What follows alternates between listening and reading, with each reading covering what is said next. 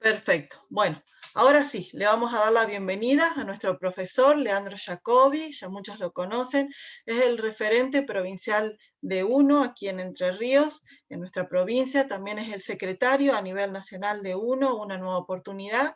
Leandro es abogado, ejerce su profesión de manera privada y además tiene mucha experiencia en el área de la docencia. Trabaja para la Universidad Católica de Paraná, después le puede contar algo más, y también ha realizado pasantías y prácticas así en otras universidades, y además de múltiples funciones en el Estado, por ejemplo, asesorando consejos deliberantes, asesorando concejales, elaborando proyectos para algunos actuales diputados provinciales, también asesora a diputados nacionales, o sea que el área de lo público ya es algo que lo viene trabajando hace mucho tiempo, y ni hablar del trabajo territorial. Entonces eso fortalece un poco esta materia que él justamente va a desarrollar, que tiene que ver con el desarrollar políticas públicas, que es una herramienta muy importante que nosotros necesitamos. Así que bueno, nos preparamos, los que tengan para anotar, acomódense y lo vamos a escuchar a Leandro. Buenísimo, buenísimo, Ángel. Y bueno, nada, sobre todo aclarar que este rol más de ayudar y asesorar a gente, sobre todo en diferentes áreas legislativas, es ad honorem, cosa que no se suele ver muy seguido en el ámbito público. Así que nada, me ha tocado y me toca con gusto tratar de colaborar siempre que podemos. Y me ha tocado también trabajar en un rol mucho más protagónico, por así decirlo, como jefe de despacho en el Consejo Deliberante de acá de Paraná, donde estábamos realmente con lo que era el oficialismo. Nos tocó trabajar en políticas municipales y ver también la diversificación de situaciones y también de roles que tienen los municipios los más cercanos a la gente, de acuerdo a las demandas que a veces tiene la gente, y eso es interesante para laburarlo. En mi rol más docente, más académico, ya hace varios años estoy en abogacía, en derecho, siendo profesor, y tuve la oportunidad por 3 años de dar la cátedra de políticas públicas en la carrera de ciencias políticas, también en la misma facultad de la Universidad Católica Argentina acá de Paraná. ¿Eso por qué? Siendo abogado, generalmente son los politólogos los que dan estas cuestiones, pero bueno, me ha dado la posibilidad de tener estas herramientas, una maestría en administración pública, la cual terminé el cursado y no he terminado mi tesis, que está en camino, que es justamente sobre todo lo que es la administración pública en general. Entonces, nada, felicitarlos primeramente por este rol de capacitarse, de entender un poquito más las situaciones y las funciones y cómo se piensa un poco el Estado, porque realmente es lo que queremos trabajar, desarrollar para bien. Y para eso siempre es importantísimo el paso que están dando ustedes, felicitarlos y cuenten ya con mi rol más docente, la interacción que ustedes crean necesaria a través del chat, pero también a través de la posibilidad de abrir algunos micrófonos, hacer preguntas, tengan desde esa consideración, por ahí se interrumpe lo que sea necesario, tratamos de abocarnos, y si quizás es frenar mucho la clase, lo resumimos y lo vemos en profundidad al finalizar.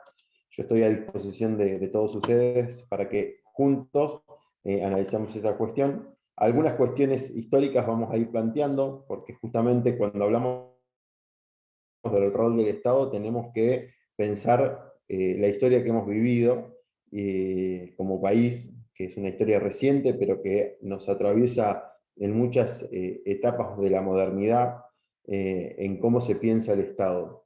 Y la primera etapa que nosotros vemos, ya ahora empezando directamente a hablar sobre la materia y la idea que quería plantearles a ustedes, tiene que ver con este primer ABC que tuvimos como país en la Revolución de Mayo, ¿sí? Cuando nosotros vemos lo que fue esa primera junta, encontramos realmente una diversificación del poder. Encontramos gente del ámbito militar, encontramos a comerciantes y también encontramos a gente del ámbito religioso, que por ahí muchas veces hoy están perdidos por ahí. Pero también es interesante ver cuál fue la génesis y el ABC de por qué los criollos entendieran que se podían emancipar del reinado de España. Por qué podían de alguna manera finalizar el virreinato y empezar un gobierno patrio. Y uno de los artífices que tuvo un rol muy importante fue Mariano Moreno. Cuando nosotros, realmente por la poca vida que tuvo, porque lamentablemente falleció muy joven, vemos cuáles fueron las bases, y fue uno de los actores intelectuales de la Revolución de Mayo, y uno de los grandes roles que tuvo él fue traducir y trabajar y enseñar el contrato social de Rousseau. Cuando ustedes analizan el contrato social de Rousseau, que es, palabras más, palabras menos, la base de todas las constituciones modernas, o sea, la base constitucional que es la guía que tiene un país, surge justamente de distintos actores, entre ellos Rousseau. Rousseau en su momento era de raíz protestante, y centraliza un capítulo entero de cómo debía para él el Estado administrar y analizar justamente la parte de la fe, de la religión. Mariano Moreno no se concentra en eso, se concentra solamente en la cuestión del contrato social y la cuestión de la formación del Estado, y eso es lo que termina de alguna manera irrumpiendo en la manera de pensar de la época, y es una de las bases, y quizás la base más importante de la Revolución de Mayo. Ahora, cuando nosotros empezamos a ver, nosotros no tuvimos como país una estructura institucional rígida desde el minuto cero. Cuando analizás quizás otros países como Estados Unidos, se da el movimiento de independencia junto con, casi al unísono, con la creación de la Carta Constitucional, por lo menos el primer paso, que después tuvo varias enmiendas, pero se da ese primer ABC junto. Nosotros recién, nuestra Constitución estuvo en 1853. En el medio, claramente tuvimos conflictos internos y civiles. Pero a pesar de eso, y eso es interesante ver cómo Oscar Oslak, que es un autor que habla mucho sobre la formación del Estado, sobre justamente los roles del Estado, que es uno de los pilares que hablamos hoy, él, cuando analiza en Argentina por qué no terminamos generando muchos países y terminamos teniendo un país dentro de todo grande, y por qué se dio una unidad, no era por una cuestión meramente, porque al haber tantas guerras civiles no se entendía por qué se mantuvo unido. Y para él lo que lo afianzó también era la escasa población, era un país muy poco poblado y muy aislado, ¿no? Pensemos que hace 200 años estábamos muy lejos de la conectividad que tenemos hoy, en el sentido también de lo que son los barcos, los trenes, aviones, etc. Y esa situación de estar muy aislado del mundo también ayudó, colaboró, que históricamente no tenemos sido varios países. Y Oslak, ya yendo un poquito a lo teórico, que quizás espero no aburrirlos, pero es un poco la necesidad de avanzar con esto, él habla que para haber un Estado o estatalidad tiene que haber 4 elementos o 4 capacidades. Una es externalizar el poder, ¿sí? Que se tiene que ver puertas afuera, ¿sí? Que hay un poder autónomo. Imaginemos la Declaración de la Independencia, 1816. Eso fue un acto para mostrarle puertas afuera de Argentina que nosotros teníamos el poder de defendernos y que éramos una nación. Otra de las situaciones que establece Oslak es la institucionalización del poder, generar estructuras. Y esto tiene que ver con lo que ya pasó en el 53, con generar una constitución que después se termina de consolidar en el 60 cuando se incorpora a Buenos Aires, y ahí pasa de ser la confederación a realmente ser una nación. Y ahí también se da la situación de que esta institucionalización del poder, de generar estructuras, tiene que ver cómo manejar la coerción, el poder de la fuerza interna. Entonces tenemos un Estado realmente como tal, con estos dos elementos. También para él es importante diferenciar el control dentro del mismo Estado. Cuando nosotros analizamos y vemos, hoy estamos en un proceso electoral sobre renovar sobre todo el Congreso Nacional, ¿sí? Esta estructura legislativa, que en principio es un órgano de control siempre directo de los demás poderes, tanto del judicial como del ejecutivo. Y esto tiene que ver con los mecanismos de control. Eso para él es importante, cómo diferenciar este control. Y después, algo muy importante, tiene que ver con la identidad colectiva, ¿sí? Con los símbolos patrios. Fíjense cómo este último elemento, que él lo pone como en cuarto lugar, en Argentina se dio al revés, ¿no? Si bien la institucionalización llegó en el 60, el himno, hubo la bandera, la escarapela, fueron surgiendo antes que muchos de estos actos o de estas situaciones. Ya había una identidad colectiva argentina que se fue formando. Pero bueno, es para que de alguna manera veamos esta situación de la estatalidad, de cuándo para los autores tiene que haber este Estado, ¿no? Y claramente tiene que ver la vinculación con el Estado y el poder. Fíjense que yo lo nombré dos veces. Externalizarlo, o sea, puertas hacia afuera, o institucionalizarlo, puertas hacia adentro. Y el poder se puede ejercer por dos maneras generalmente. Uno es el que quizás más acostumbrados a verlo estamos, que tiene que ver con la violencia, ¿no? La represión. O si no haces algo, ejerce una sanción. Este puede ser la sanción física, que es lo que más conocemos como prisión, lo que tiene que ver con el Código Penal y demás, pero también puede ser económica, multas. Si no haces esto de determinada manera, te impongo una multa. Ahora, otro mecanismo, y mucho más moderno, o no, pero que lo entienden y que está muy bueno para analizarlo, es el de la persuasión. Otros actores hablan de la influencia. Entonces, ahí creo yo que es otra forma de ver cómo realmente el Estado puede llegar a no tener poder. Hoy nosotros en nuestro Estado nacional, lamentablemente es un Estado carente de confiabilidad, ¿sí? Es un Estado que la gente no le cree. Entonces, el poder persuasivo de llevar por donde ellos quieren a la sociedad está muy limitado. Van por otro que puede llegar a ser el de la violencia, el de la sanción.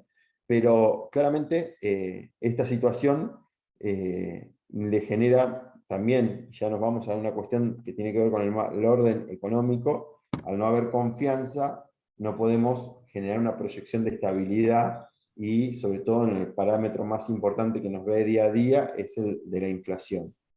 Así que bueno, ahora, cuando nosotros vemos, y no hemos hablado en ningún momento, hablamos del poder, hablamos del Estado, pero ¿cuál es el rol del Estado? Y acá les pregunto a ustedes, ¿qué creen ustedes que es el rol principal del Estado? Veo una mano levantada, Daniel. Sí, buenas noches, Leo, ¿cómo estás? Y bueno, el rol, lo que uno conoce es desarrollo de políticas sanitarias, educativas y judiciales, ¿no? Bueno, buenísimo, Daniel. Mirá, la realidad es que vamos a encontrar distintos roles de acuerdo a distintas épocas que ahí no sé si pueden mutear, hay alguien con el micrófono abierto. Hay distintas épocas que se entendía distintos roles en el Estado. Cuando nosotros a mí no, por favor, no. Cuando nosotros nos encontramos con este ABC de la nación y se da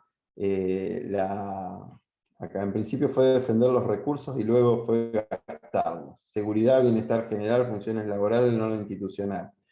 Tan bueno que vayamos hablando y hablando también por el chat. Cuando nosotros damos la primera institucionalización de nuestro Estado, encontramos que la Constitución, que el autor intelectual fue Alberdi, es una constitución de tinte liberal. Y encuentra un Estado que se llamaba y se denominaba Estado gendarme. El Estado lo único que debía hacer para esta visión clásica es controlar el orden interno y externo, esta función del poder, ¿sí? Y de alguna manera dejar y permitir entre iguales el intercambio de negociaciones, entendiendo que todos eran iguales ante la ley. Uno de los parámetros formales es la igualdad formal ante la ley, no material, o sea, son todos iguales formalmente, pero materialmente no hacía distinción. Entonces, este sistema liberal tiene de alguna manera cambios que se dan a nivel histórico, y a partir de la década del 30, después, sobre todo después de la crisis del 29, pero antes ya se habían empezado a dar unos cambios paulatinos sobre la mirada de alguna manera de cuál era el rol estatal. Y se empiezan a generar, también después de 1853, algunas pautas de hacia dónde vamos en otros temas. Educación. Para nosotros realmente ver el parámetro de educación pública nos hace recordar a Sarmiento. Justamente no es de alguna manera el principio que se había dado en el 1853, pero sí nosotros ya lo tenemos acoplado como que es una de las funciones que da el Estado, la educación pública. La salud. La salud también es uno de los parámetros que nosotros lo asociamos, pero no era para esa ideología en su primer momento, ese rol del Estado. Eso se empieza a acoplar a medida que hay distintas necesidades. También se incorporan las situaciones de parámetros y normativas que tienen que ver con la jubilación, con las cuestiones de las pensiones, y ahí es donde el Estado empieza a tomar iniciativas que en su principio no le eran propias. Y ahí pasamos al Estado benefactor que está diciendo María Sol. Exactamente, de tipo paternalista. Ese Estado benefactor empieza a surgir, como les digo, a principios del siglo pasado, y tiene mayor auge en algunos estados y se da a nivel mundial, ¿no? Acá claramente tuvo un auge muy grande ya en los gobiernos radicales, después se acentúa en los gobiernos peronistas, y como de alguna manera movimiento histórico que tiene que ver con nuestra normativa, podemos ver una gran reforma constitucional en 1949, si no me equivoco, donde está la reforma constitucional del peronismo. Esa constitución después es derogada y se hace la constitución, se restituye la constitución histórica y se le agrega las reformas del 57, pero con este mismo tinte de un Estado con otras funciones que son propias del Estado benefactor. En el medio, algunos autores, y esto me parece que está bueno para acotarlo, incorporan otro modelo de Estado, que tiene que ver con el Estado desarrollista. El Estado benefactor, no nos olvidemos que no solamente incorpora la posibilidad de tomar otras situaciones que no eran propias, como puede ser la educación y la salud, sino también que piensa y ejecuta también cuestiones que le dan propios a los particulares, como pueden ser parte de la economía. De alguna manera la matriz era, bueno, a veces el privado podemos encontrarnos con monopolios, oligopolios, o situaciones que pueden llegar a ser de alguna manera de mucha diferencia y no de igualdad, no esta igualdad formal solamente, sino de una desigualdad material, y ellos entendían o entienden que el Estado debe cumplir ese rol. Y se puede meter aún en la generación de ciertas empresas estatales para brindar servicios sin importar de alguna manera la cuestión económica, sino porque el Estado debería brindar esos servicios. Y hoy, de alguna manera, también vemos ese mismo modelo en algunas empresas que tiene el Estado argentino, sin analizar si brindan o no ganancias, y brindan o no un trabajo o un contenido social, como puede llegar a ser el ejemplo, la idea no es controvertido, pero de Aerolíneas Argentinas. Entonces, en el medio, algunos autores encuentran al Estado desarrollista en la década del 60. Me parece que está bueno entender que si bien el Estado desarrollista se incorpora, y el máximo exponente que nosotros podemos llegar a ver en nuestro país es Arturo Frondizi, tiende a un mayor auge del mercado, pero con un Estado que, o sea, posterga al Estado benefactor, no lo toma como el timón de ancla, vuelve a buscar un movimiento y un mayor desarrollo privado con, de alguna manera, una planificación. Entonces, la regulación del Estado desarrollista es planificar e ir hacia qué camino tomar a nivel político, ¿sí? ¿Cuál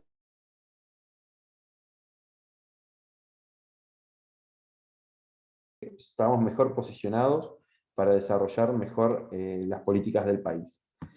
Y después de eso, algunos autores encuentran, en Argentina sobre todo, un Estado burocrático vinculado a los procesos militares, que tienen que ver con una autoridad netamente militar, no con una cuestión de orden democrático. Y después de eso se da una gran crisis del Estado benefactor, la gran situación que se vivió en los 80, con las hiperinflaciones, con las situaciones de complejidad muy grande para la economía del país, y surgen las ideas neoliberales, donde volvemos al principio casi de la charla, y encontramos también que el Estado debe dejar de hacer cosas que no las hace bien. Se lo ilustraba de alguna manera como ese Estado elefante que no podía caminar casi, por el modelo de Estado diseñado en nuestra Constitución. Sí, así es, a eso iba a llegar. Esperemos un poquito, estoy leyendo el chat. Y en este movimiento de situación neoliberal también se saca de camino o se quitan un montón de empresas estatales. No importaba a veces si funcionaban o no, que eso quizás es una crítica para analizar, porque tenemos ejemplos de empresas estatales que estaban muy bien administradas y otras que no. Y se va directamente a un Estado quizás más, de vuelta, a esta idea de Estado gendarme, pero también delegando en las provincias cuestiones importantísimas como tiene que ver con la educación primaria y secundaria, con las cuestiones de salud, y esto pasa a ser materia netamente provincial. Ese gran pacto de Olivos y esa base de la reforma constitucional del 94. Fíjense, acá bien decía Silvina, que los gobernantes deben basarse por el modelo de Estado que está en la Constitución. Pero fíjense cómo el modelo de Estado fue cambiando también en la Constitución. Un modelo de Estado estuvo en la Constitución del 53, tuvo una gran reforma en la Constitución del 49, después esa Constitución fue reformada y derogada y se restauró lo del 53, de 1853, con la reforma de 1957, y después nos encontramos con la gran reforma del 94. ¿Qué nos quedó todo este camino desarrollado? Nos quedó una Constitución que tiene, de alguna manera, de todo este camino que fuimos hablando, de todo un poco, con también la incorporación de los tratados internacionales, donde nos dan una premisa muy grande y también muy difícil de cumplir en materia de derechos. Porque al darle base constitucional a todos los tratados internacionales que se suscribieron con la mayoría de los 2/3, son creo que 23, si no me equivoco, tratados internacionales que tienen la misma jerarquía constitucional, salvo que haya una contradicción con la parte dogmática, pero tienen esta misma jerarquía. Y nos encontramos hoy en esta situación que tenemos una Constitución que en su base es liberal, pero que también han tenido reformas de tinte de un Estado con otras actividades, con un Estado de bienestar, pero no pleno, como era la Constitución del 49, sino a algunos puntos. Y nos hemos encontrado después con un Estado también donde ha reformado la forma de trabajar y de organizarse, derivando muchas cosas en las provincias, con la reforma del 94, pero también incorporando una base de derechos enorme que es de muy difícil generación, pero que tiene que ser nuestra base para la creación de lo que sigue después y que es lo que nosotros queremos desarrollar, que son las políticas públicas. Daniel, veo tu mano. Sí, la pregunta es, ¿cuál es el argumento del Estado para ejercer el poder y querer siempre estar en cosas que de pronto, porque una cosa es el control y otra cosa es meterse directamente en políticas económicas que me parece que no corresponden? Pero ¿cuál es el argumento fundamental de ejercer? Porque la verdad que en los últimos 70 años siempre ha ocurrido lo mismo, es decir, se mete el Estado en lugares donde no debería, porque no le corresponde, entiendo yo. Mirá, claramente tiene que ver con la decisión de políticas públicas que establezca una administración determinada. Entonces, nosotros nos encontramos hoy con una administración que busca, de alguna manera, un Estado benefactor al multiplicado. También, como vos decís, inmiscuyéndose en cosas que no debería tranquilamente porque tenemos ahí un norte muy claro en nuestra Constitución en muchas cuestiones, como por ejemplo el ejercicio de la propiedad privada. Y el ejercicio de la propiedad privada es muy claro en el artículo 17. Sin embargo, algunos actores políticos buscan de alguna manera generar otros principios y generar rispideces en esto. Pero claramente nuestra hoja de ruta dice una cosa. La pregunta está cuánto se quieren de alguna manera encaminar hacia ahí. A mí me pasó en una ordenanza, y esto ya les cuento desde la praxis, donde nosotros en Entre Ríos tenemos una ley orgánica de los municipios, la 10.027. Esta ley establece las funciones del municipio y el norte, y cómo de alguna manera también se deben generar ciertas temáticas que son muy específicas. Por ejemplo, concesión de servicios públicos. Para la concesión de servicios públicos, vos necesitas la mayoría especial, o sea, 2/3 del Consejo Deliberante. Y me acuerdo que se buscaba hacer una ordenanza, habían algunos de los concejales con mayoría simple, o sea, olvidándose de la mayoría especial que requería la ley de municipios, y yo hasta me terminé de alguna manera, yo como asesor, ni siquiera nada, un pinche, en ese sentido, me terminé enojando diciéndole, muchachos, si ustedes quieren hacer las cosas mal, hagan mal, pero esto es nulo, por una cuestión formal. Fíjense que de vuelta, como el operador político, o sea, el concejal, si tiene la intencionalidad de hacer las cosas como las quiere hacer, y él es el que propone y levanta la mano. La realidad después está que la justicia puede tornar nula, en este caso una concesión de un servicio público, por no haber seguido los procedimientos que la normativa exige. Pero es una cuestión que hay que plantearlo. Si nadie lo plantea, queda ahí. Bueno, lo mismo pasa a veces con los derechos de carácter personal. Si yo no me voy a una justicia y esa justicia ojalá no esté viciada por toda la cuestión política, nosotros tenemos esta situación de que las políticas públicas muchas veces terminan influyendo en esta situación de un Estado que no tiene buenos organismos de control, algo que charlamos al principio, donde el poder muchas veces judicial se ve de alguna manera presionado, vamos a poner esa palabra. ¿Por qué? Porque quizás el poder de turno tiene muchas mayorías especiales y termina tomando, ¿cómo es? Esta cuestión, bueno, me sacás un fallo así, te hago un jury y te saco, y vienen por ahí por esa cuestión. Pero bueno, creo yo que lo mejor y lo más sano es organismos de control eficaces, que haya mucha igualdad política, en el sentido de que haya paridad en las cámaras, en el caso que exactamente, un equilibrio de poder, y eso lo tenemos que tratar de generar los ciudadanos. En este corto plazo que nos queda de acá a las elecciones generales, las PASO, pero sobre todo las generales, tenemos que trabajar para que haya un equilibrio de poder en lo que nos queda hoy por votar, que es el Congreso de la Nación.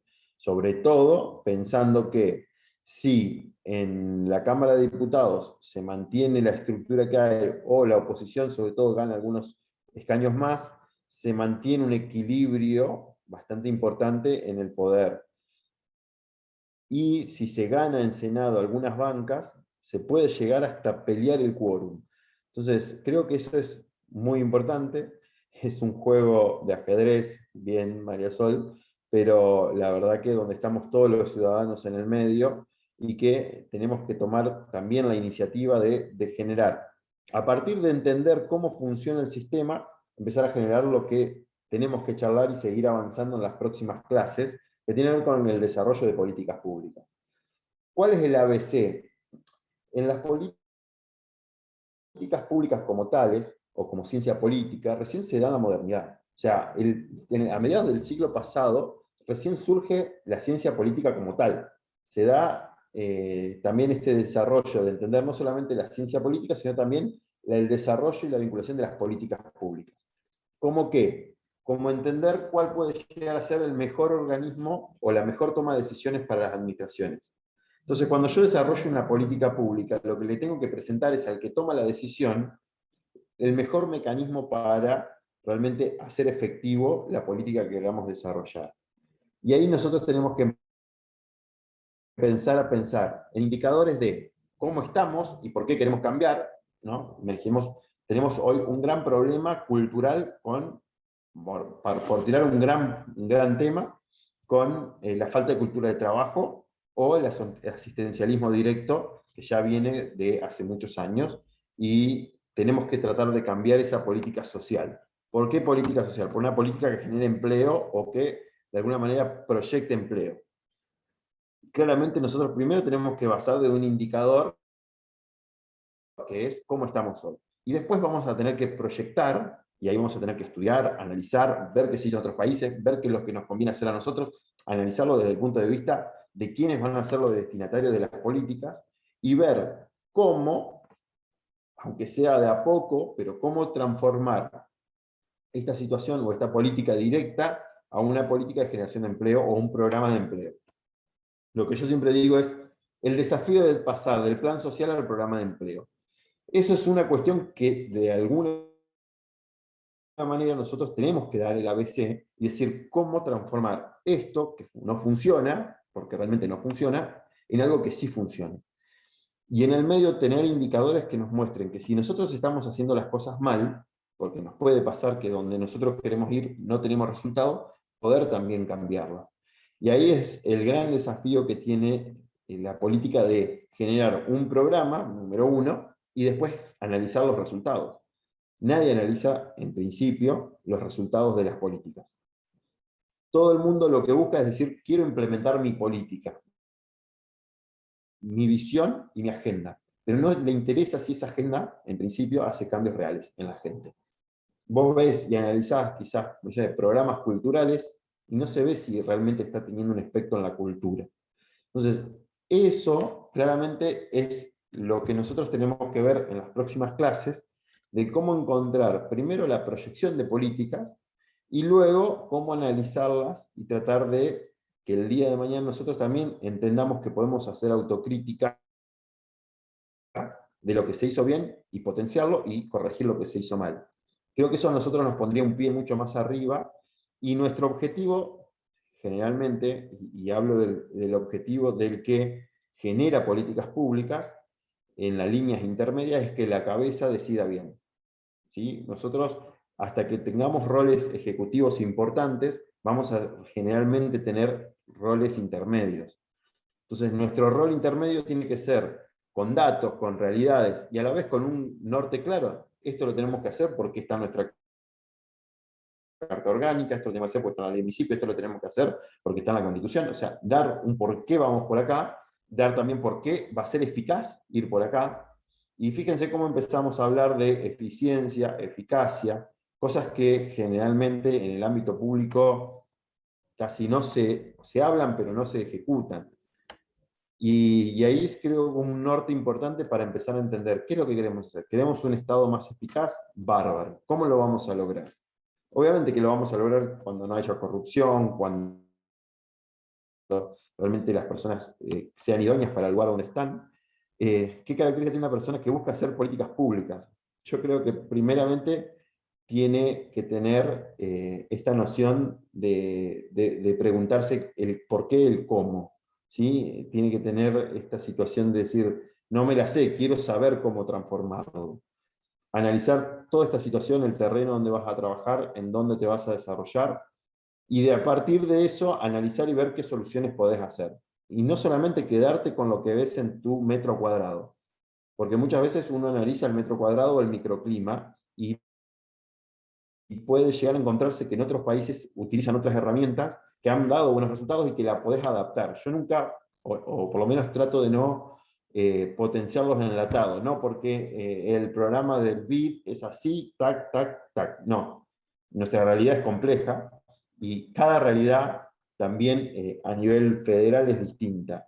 Y no es lo mismo la realidad de Paraná que la realidad de Lanús, o que la realidad de Chipoleti, o la realidad de Neuquén, porque son realmente ciudades diferentes, con situaciones y problemáticas diferentes, con culturas diferentes, y eso también es algo para evaluar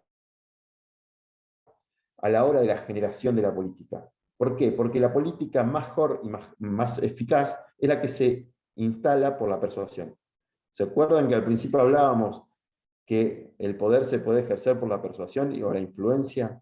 La mejor política es en donde los actores políticos, que son al fin y al cabo los intermediarios, se basan también en una interacción con los destinatarios de la política. Y los destinatarios aceptan esa política. Muchas veces vemos grandes obras frustradas en barrios populares, porque viene un enlatado que se lo quieren generar, imponer ahí, porque creen que va a ser lo mejor, y no funciona a veces, porque no lo hicieron propio, porque no entendieron cuál era el objetivo, y porque nadie les dijo y les preguntó cómo se generaba eso.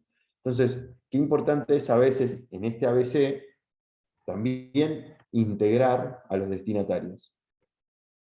Y lo podemos hablar claramente como cuestiones que tienen que ver con las políticas públicas propiamente dicho, pero lo podemos instalar en cualquier cuestión. A mí me toca ser director del consultorio jurídico gratuito de la facultad. Y nuestro objetivo es brindar asesoramiento jurídico en los barrios vulnerables. Ahora, no es fácil instalarse en el barrio y decir, ahora sí, estoy acá, quiero ayudarte. Porque no quiere decir que van a aparecer todos mañana. Hay que generar los vínculos de confianza, hay que generar que ellos entiendan que vos los vas a ayudar realmente, que no simplemente querés estar ahí por estar. Entonces, fíjense algo que tiene que ver en este caso con una situación de una ayuda directa, que tiene que ver con una cuestión de asesoramiento nada más, cómo tenés que ganártelo y ganarte la confianza de la gente de un barrio, donde te ven con mucha desconfianza, porque generalmente muchas veces lo han simplemente usado para otras cuestiones. A ver, Silvina, eso que decís se ve claramente en políticas de género. Donde vivo no funcionan porque nuestros problemas que ocasionan algunas cuestiones de violencia no son las mismas que en el conurbano, por ejemplo. Claramente, hay situaciones que tienen que ver con cuestiones culturales de distintas poblaciones, distintas realidades, y tienen que totalmente estar adaptadas a la realidad y surgir de esa realidad. Cuando una política no surge de la realidad, no tiene una razón de ser. Entonces, creo que eso es muy importante que nosotros lo entendamos y tratemos de aplicarlo. Hasta acá, ¿cómo venimos? ¿Venimos bien? ¿Están muy dormidos? ¿Están muchas cámaras apagadas para variar? Pero yo estoy acostumbrado cuando he dado clases por Zoom, pero venimos bien. Me gustaría que haya alguna pregunta, alguna duda. Genial, Leandro, genial. Bueno, y por ahí después nosotros... Hubieron varios que quedaron afuera, perdón, sí. Bueno. No, solo comentarte eso, que hubieron varios que quedaron afuera, pero bueno, como queda grabada la clase, después van a poder acceder a todo el contenido. Así que bueno, buenas noches. A mí también me costó ingresar, pero bueno, acá estamos. Sí. Mira, ejemplo de política pública que no funcionó, me dice María Sol. Yo hablo de mi provincia y veo una política, por ejemplo, la generación de una autovía, una inversión monstruosa, que es la autovía, o general la autovía de la Ruta 18. La Ruta 18 conecta Paraná con Concordia, que son las dos ciudades más grandes de la provincia que están en las costas opuestas. Una está en la costa del Paraná al sur y otra está en la costa del Uruguay al norte. Entonces, es atravesar toda la provincia de lado a lado. En principio vos lo pensás y decís, es una gran política, unís las dos ciudades más importantes y demás. Pero no había ningún factor que indicara hacer esa obra. No había una gran cantidad de circulación de automóviles, no habría una gran cantidad de accidentología que de alguna manera te obligue a generar un mecanismo que decís, bueno, voy a generar una autovía para evitar muertes. No había accidentología, o sea, no había un parámetro para generar esa autovía. Quizás, y esto es cuenta mía, que recorro mucho la provincia, yo hubiera hecho autovías en otros lados, donde sí realmente demorás mucho más, no hay lugares para pasar, es mucho más peligrosa, hay más accidentología, hay indicadores que te dan la posibilidad de decir, bueno, voy a hacer este tramo de autovía o un tercer carril para las partes altas, no sé. Hay muchas formas de analizar y ver qué es lo mejor. Pero tiene que haber indicadores para. Y fíjense dónde se nota, hablando de la autovía 18 en Entre Ríos, dónde se nota que esta política de alguna manera no tiene una razón de ser más allá de una agenda política, de decir, quiero conectar Paraná con Concordia, porque no conseguí financiamiento internacional. Semejante obra, hacer una autovía, o sea, es de 300 kilómetros, es un montón. Vos tenés que buscar, decir, bueno, esto puedo llegar a conseguir algo de financiamiento internacional, no se consigue un peso, es todo aporte del Tesoro Nacional. ¿Por qué? Porque no tiene razón de ser. En el buen sentido que siempre va a ser importante tener la mayor cantidad de autovías, todo lo que vos quieras, pero no tiene un indicador que realmente diera una razón de ser a esa autovía. Vamos a tener una muy linda autopista, que siempre es, de vuelta, siempre es lo óptimo, pero tendríamos necesidad de rutas que están hechas percha y que pasa la producción, los caminos internos están destrozados, y vos tenés una autovía muy linda que no la vas a utilizar como tal. Entonces, eso es un ejemplo de lo que podemos charlar y analizar como esto. Es decir, bueno, está bueno, muchos acá fue un problema, no, pero no terminaron, la gestión anterior no avanzó con la autovía 18. Y sí, no avanzó con la autovía 18, arregló la parte de la ruta y arregló otras rutas. Entonces, ¿por qué? Y porque había otras prioridades. ¿Y por qué? Y porque había accidentología, porque había que sacar producción, porque esta ruta la utilizaban camiones internacionales que sacan producción internacional. Hay muchos factores que tenés que analizar y no simplemente, me hiciste esto, no me hiciste lo otro. Entonces, creo que eso es importante. Fue para publicidad entonces, no había interés de desarrollo. Yo creo que siempre trae desarrollo una autovía, pero, de vuelta, había otros factores que necesitaban, o otras rutas que necesitaban mucho más urgente una autovía o un tercer carril, o no sé, otros mecanismos para evitar accidentología, para mejorar la fluidez vehicular, que la autovía 18 no lo necesitaba. ¿Cuál sería el correcto sistema de toma de decisiones para que las políticas públicas no sean caprichos de los políticos? ¡Ah! La consulta pública. La realidad, a mí me gusta mucho la participación ciudadana, soy muy propenso a generar mecanismos de participación. En Paraná existe lo que se llama el presupuesto participativo, pero eso simplemente es decidir qué obra se hace en tu barrio, y no decidir hacia dónde querés que vaya tu ciudad. Entonces, un punto puede ser, bueno, yo elijo barrialmente cada tal terreno de la ciudad, qué obra se hace, luminaria, cloaca, etc. Pero eso es simplemente decidir una mejora mínima. No estoy decidiendo cuál es la prioridad de la ciudad. Y ahí yo creo que las tecnologías, las TICs, son muy, muy importantes y muy útiles. Creo que podemos generar mecanismos donde la gente interactúe tanto que te marque una hoja de ruta hacia donde la gente quiere ir. Obviamente que eso tiene que ir en un marco de un desarrollo. A mí me gusta mucho esta visión desarrollista, donde dejo interactuar al privado, pero yo también marco una orden de ruta hacia dónde nos conviene ir. Bueno, yo creo que la gente tiene esta posibilidad de decir, participo y te marco la orden de ruta, pero tenés que tener una planificación concreta de una ciudad, ya hablando de políticas municipales que tienen que que servir. La consulta pública es importante, pero vos no podés simplemente como Estado decir, ¿querés A o B? Tenés que de alguna manera generar y escuchar e interactuar esto de que los destinatarios acepten lo que vos estás haciendo. Acá pasó en Paraná con una obra de una calle que tenía una arboleda hermosa, era una calle angostita, con mucha vereda y mucha arboleda. Imagínense que había tanta vereda que había por cada lado de vereda 2 filas de árboles. O sea, era una cosa muy, muy linda a nivel estético, pero también era una calle que quedaba angostita solamente en ese tramo, y que de alguna manera a nivel conectividad de la ciudad podía llegar a ser muy buena. Pero se trabajó tan mal el desafío de cómo canalizar la política pública que hubo problemas muy grandes con los vecinos, con ambientalistas, con un montón, y generaste de una obra un conflicto, por no ir y generar las cosas con los vecinos.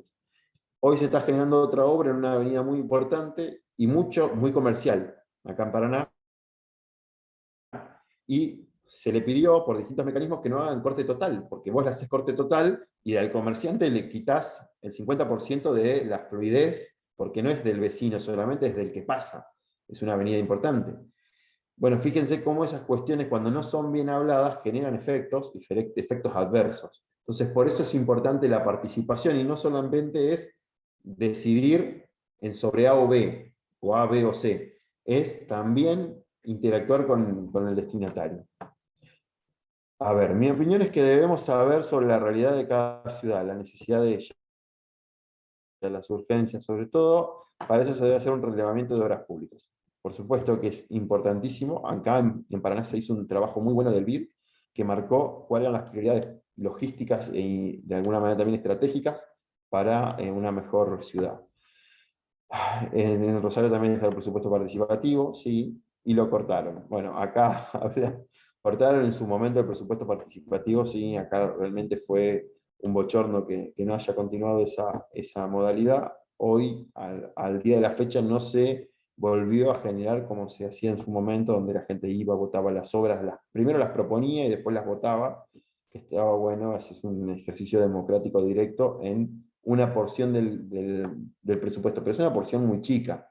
Eso es lo que yo veo de diferente entre participar en el presupuesto o el presupuesto participativo. Cuando vos participás, la población te indica también dónde quiere ir y cuáles son las prioridades que tiene. Otra cosa que yo Estado te diga que de esta porción chiquitita que tengo de presupuesto, ¿qué decidís hacer vos? Y tratar de dejarte contento con poco. Yo creo que son dos cosas diferentes. Yo me inclino por generar mecanismos de tanta participación donde la gente también diga hacia dónde quiere ir la ciudad. Pero bueno, creo que se nos fue volando una horita. Espero que haya estado bueno. Hablamos de cuestiones un poco teóricas, un poco aburridas, pero para entender que el Estado nos llegó a hoy una constitución que fue pasando por distintos matices históricos, y que hoy tenemos una hoja de ruta que nos indica una constitución de tinte liberal, también con algunas particularidades de un Estado benefactor, pero también con un Estado o con una mirada cristiana. Nosotros miramos muchas cuestiones y están muy vinculadas a nuestra forma de vivir, y las encontramos ancladas y basadas en nuestra Constitución, que tiene la libertad religiosa también como un principio de decir, atraigo a otros cultos más allá de la cuestión de la Iglesia Católica, y creo que eso está muy bueno para seguir trabajando, proyectándolo. Acá en Concepción del Uruguay también estuvo el proyecto participativo, también lo sacaron. También muchas políticas públicas se realizaban mal toma de decisiones. Tal cual, Jonathan. ¿Qué nos pasó en algunas situaciones? Se proyectaban obras que después realizarlas realmente salían mucho más caro de lo que se habían presupuestado en el presupuesto participativo. Por ejemplo, extensión cloacal. Acá en mi barrio justamente se había ganado una obra de extensión cloacal, pero la realidad es que no se sabía dónde iba a ir ese desecho cloacal. Vos ibas a extender la cañería, pero no tenías cómo trabajarlo y hacia dónde llevar esa situación, que generó que esa obra se demorara y se tuviera que invertir, creo que 7, 8 veces más de lo que debería invertirse en el presupuesto participativo. Pero eso tiene que ver con una mala planificación. Cuando vos vienen los vecinos y te dicen, nosotros necesitamos extensión cloacal, vos tenés que venir y planificar. ¿Puedo ahí? ¿Qué tengo que hacer? ¿Qué obras aledañas a esa tengo que hacer? Además de decir, bueno, destino esta porcioncita que ya la tengo, porque generalmente cuando se crean los presupuestos participativos se da una partida, se la deja aparte, se pura exclusivamente para eso, o sea, esa plata sí o sí va para esa obra, pero a la vez voy a tener que sí o sí, si planifiqué bien, generar algunas obras conexas a todo esto. La idea independentista de Mendoza, por ejemplo, de la Patagonia, es posible la conversión a estados provinciales más independientes como Estados Unidos. La realidad es que deberíamos cambiar, para ir a un esquema de alguna manera con mayor autonomía provincial, como es Estados Unidos, debería hacerse una reforma constitucional muy grande, porque lo que le permitiría es generar leyes de fondo. Por ejemplo, hoy nosotros todos, en todo el país, estamos regulados por el mismo Código Penal y el mismo Código Civil. Entonces, las cuestiones de las leyes de fondo sí o sí son materia nacional. Y en las provincias nos quedamos en la implementación y las formas. Entonces, hay que hacer una reforma muy grande, y la idea independentista puede llegar a tener un conflicto bélico, porque en principio las provincias no pueden irse de la nación porque se les da la gana. Ahí se generó de alguna manera un compromiso nacional muy fuerte, aunque se entiende que las provincias son preexistentes, ellas también dan esta cuestión de extrapolar el poder interno y externo a la nación en cosas muy importantes. El ejército es nacional. Entonces, claramente el poder público, lo que tiene que ver con las bases y las cuestiones netamente militares, corresponden y justamente se dan a la nación. Y el presidente es el jefe supremo de las fuerzas militares, las fuerzas armadas. Entonces, claramente es una idea quizás para la tribuna, estas ideas un poco independentistas, pero con nuestro régimen constitucional debería haber una reforma muy grande,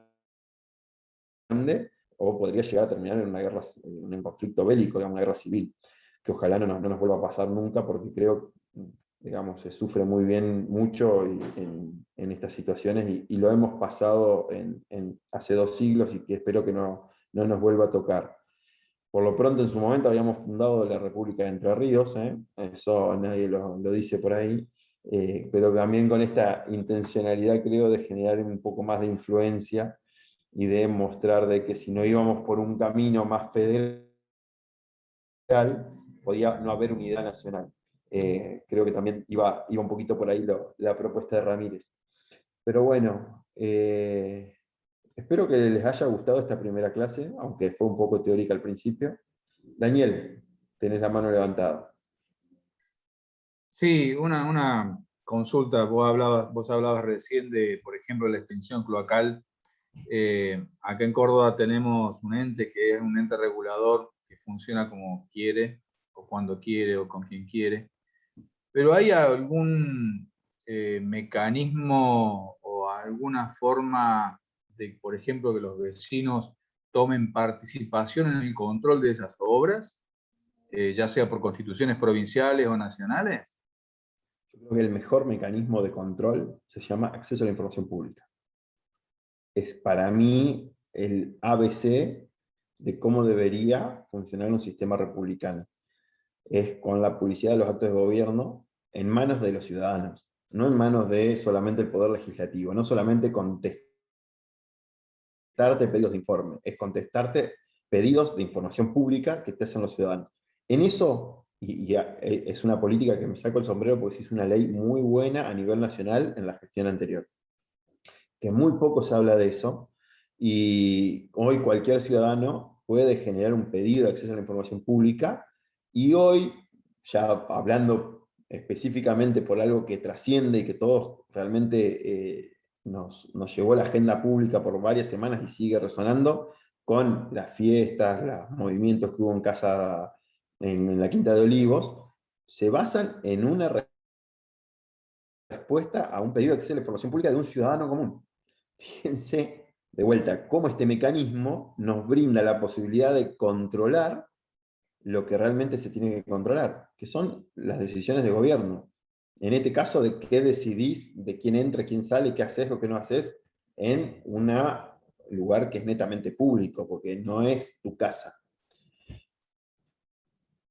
Es una ley, pregunta, sí, la ley de acceso a la información pública es una ley nacional, que las provincias podían adherir, no muchas han adherido, fíjense que estamos hablando de cuestiones muy importantes, y de transparencia activa y pasiva, porque vos como ciudadano le podés requerir, pero también muchas veces estas leyes dicen esto hay que publicarlo de esta manera, y creo que es un mecanismo para trabajar mucho. Acá en la ciudad de Paraná, la ordenanza de acceso a la información pública la desarrollé yo, y la verdad que creo que quedó muy bien, si bien hubo unas reformas en el medio de comisión, que no me compete a mí haberlo modificado, fueron los concejales, pero la verdad que quedó un modelo muy en googlear, la ordenanza de acceso a la información pública de Paraná, es un modelo muy interesante para mostrar, porque establece parámetros de transparencia, o sea, lo que se llama transparencia pasiva, porque el ciudadano pide y se le da,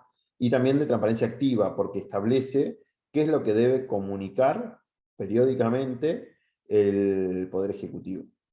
Y en este caso era el Poder Ejecutivo, el Legislativo, o sea, el Consejo Deliberante, y también incorporábamos al Tribunal de Faltas, que es una cuestión administrativa, pero se puede entender como una especie de órgano judicial, por decirlo de alguna manera, municipal. ¿Qué número? No me lo acuerdo, pero si me dan 2 segundos. Sebastián, veo que tenés la mano levantada, y después Zoe Castillo.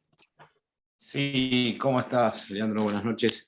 En el caso acá de San Miguel de la provincia de Buenos Aires, no hay un boletín oficial de la municipalidad y, digamos, el ciudadano no puede saber, digamos, los gastos que hace la MUN y todas esas cuestiones.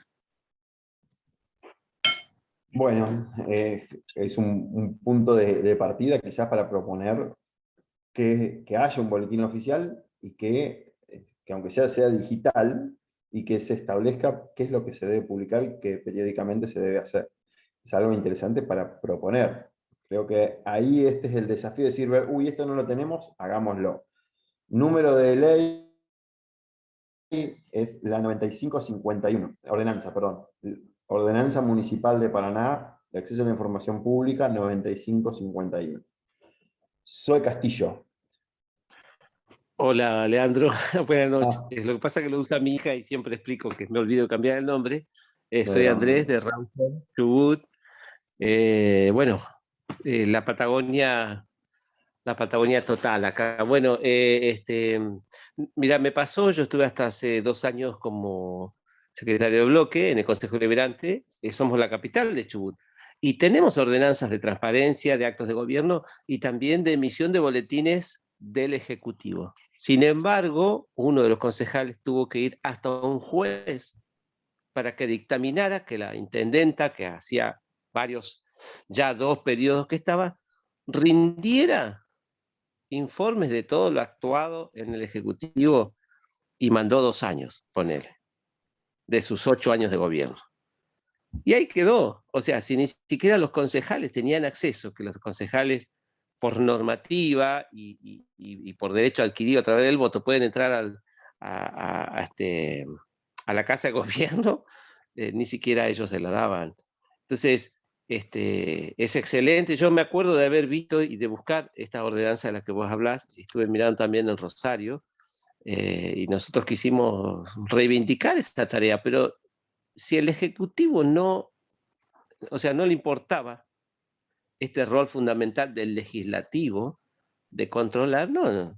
Directamente, ¿qué hicieron? Bueno, dejaron de mandar el presupuesto, dejaron de pagar, y entró en conflicto el Consejo Deliberante.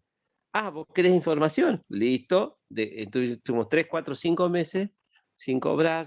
Terminó mi gestión y yo terminé cobrando casi un año después, gracias a un nuevo color político que está en el gobierno.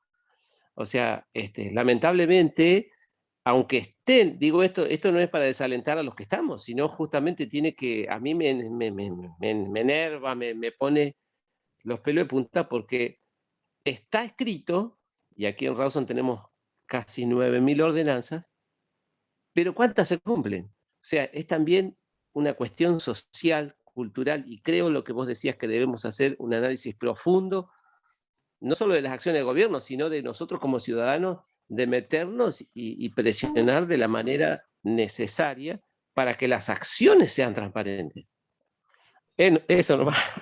No, mirá, te cuento un poco. Nosotros acá en la provincia, la ley de municipios establece un plazo, si no me equivoco, no sé si es de 90 o 120 días, para lo que es la respuesta de los pedidos de informe, que es lo que hace el Consejo Deliberante cuando le pregunta ciertas cuestiones al Ejecutivo. Nos pasó en una gestión, de la gestión 2011-2015, que tuvo acumulado creo que algo de 100 y pico, 200 pedidos de informe, la intendenta, que no contestaba ninguno, y terminaron de alguna manera haciendo una denuncia por incumplimiento de los deberes funcionario público, después llegaron a mediación penal, cosa que tenemos acá, y terminó contestando varios de los informes, pero fue una cuestión bastante mediática. En ese momento no existía esta ordenanza que se hizo en la gestión anterior, que se sancionó en diciembre del 16, si no me equivoco. Y cuando vos analizás qué te conviene hoy, si pedir un pedido de informe siendo concejal, o te conviene hacer un pedido de acceso a la información pública como cualquier ciudadano común, mi respuesta es hacer un pedido de acceso a la información pública, porque tenés plazos mucho más breves, y nosotros, para que no queden dudas, cuando uno analiza el sistema penal, recuérdense que el poder se podía ejercer con la persuasión, pero también con una cuestión fáctica que tiene que ver, si bueno, o vas preso o te pongo una multa. Bueno, nosotros en la ordenanza expresamente pusimos que si el funcionario que debía cumplimentar con la información no contestaba en tiempo y forma, se entendía un incumplimiento de los deberes funcionarios públicos en los alcances del artículo 200 y pico del Código Penal. Fue algo bastante zarpado, pero porque claramente nuestra intencionalidad va por marcar una línea clara y expresa de que se cumpla, digamos. Eso fue fuerte, pero bueno, quedó, se sancionó, y de alguna manera pueden generar la presión de que se sancionó en Paraná, ¿viste? Esto ya está sancionado en otro distrito. Pero tiene que ver con eso, con generar mecanismos de coerción para que el Estado esté obligado a brindar información pública. Y acá en la provincia, si bien no hay una ley, que es una cuestión, creo que a trabajar muchísimo, nosotros acá lo que tenemos es que la Constitución provincial, una Constitución moderna de 2008, incorpora como un derecho constitucional, o sea, provincial, pero expresamente el acceso a la información pública. Y nosotros tenemos un amparo especial para la información pública. Entonces, si no generas la respuesta formal, tenés un mecanismo específico para generar la obligación por parte del Poder Judicial para que el Ejecutivo conteste la información que estás pidiendo. Y interesante porque de este tema podríamos charlar una hora más, pero vamos a ir cerrándolo. Es un derecho que nosotros, y lo entiendo, con una base netamente fundamental. O sea, algunos lo entienden hasta como un derecho humano, porque claramente al ser nosotros animales políticos, tenemos la necesidad de vivir en sociedad y por lo tanto esta sociedad tiene que tener las facultades de controlar lo que hacen los gobernantes, y por eso pueden requerir información pública, y otros simplemente como un derecho fundamental, que quiere decir que es imprescindible para la vida en sociedad, y que está vinculado justamente a la generación de una estructura jurídica, un derecho fundamental, es decir, un derecho constitucional. En la Constitución argentina es un derecho implícito, pero también se subsume con tratados internacionales. Pero si quieren algún otro día charlamos pura y exclusivamente de acceso a la información pública, no tengo ningún drama, a mí me apasiona, me encanta, y creo que va a ser uno de los pilares que nosotros podemos trabajar con las políticas de transparencia. Pero bueno, no quiero seguir porque vamos a estar hasta altas horas de la noche, y ya agradezco que hayan estado hasta acá. Para mí es importantísimo que hayamos llegado hasta este punto. Bueno, bárbaro, Leandro, muchísimas gracias, estuvo todo muy claro.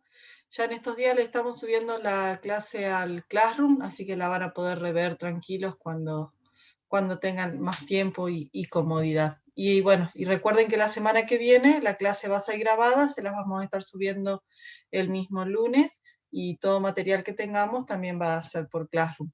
Cualquier cosa en el grupo de WhatsApp pueden hacer las consultas que necesiten. Bueno, de mi parte, gracias de vuelta por la atención y por las devoluciones que están haciendo. Yo, cualquier cosita me encuentran en cualquier red social como Lean Jacobi, así que cualquier cosita, cualquier duda, también estoy por ahí.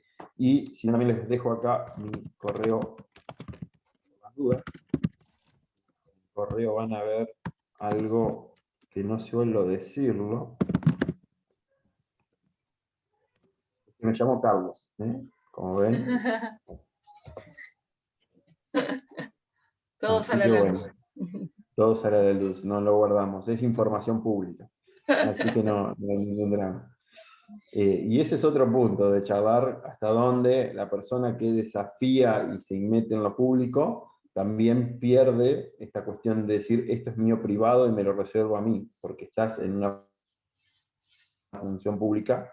Claramente tu crecimiento patrimonial tiene que ver con una cuestión pública, qué haces y de dónde sacas tus recursos. Entonces, eso también es algo para charlar en otro momento. Pero bueno, gracias cualquier cosita, ahí está el medio de contacto, y nuevamente por la atención y por la buena onda. Bárbaro. Muchas gracias a todos, nos estamos viendo. Chao, buenas noches. Muchas gracias, Leandro y grupo. Chau, chau. Buenas noches, gracias. Muchas